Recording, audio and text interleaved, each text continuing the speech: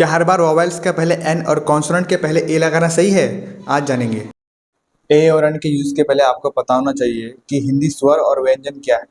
जो हिंदी मीडियम से होंगे उनको पता होगा कि अ, आ, ई कुल 11 स्वर है और व्यंजन क ख ग कुल 33 व्यंजन है। तो याद रखिए, ए और एन के इस्तेमाल के पहले हम उस वर्ड को हिंदी के रूप में लिखेंगे।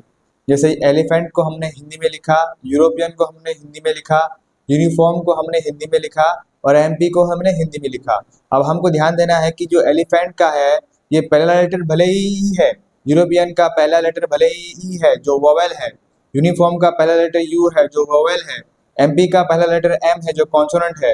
लेकिन हम इस बिना पर डायरेक्ट नहीं बैठा सकते कि पहला वोवेल है तो हम एन लगाएंगे, पहला कॉन्सोनेंट है तो हम ए लगाएंगे। ये गलत है। इसके लिए हम क्या करेंगे, पहले जो इसका हिंदी वर्ड है इसका पहला अक्षर देखेंगे।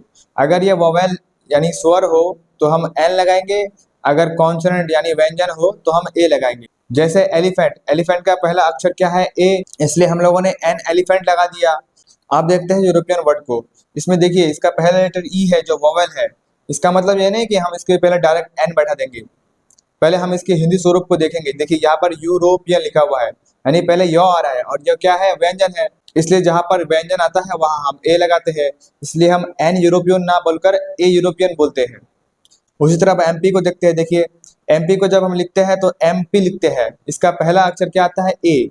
ए जो कि एक स्वर है, इसलिए हम लिखते हैं एन एम पी।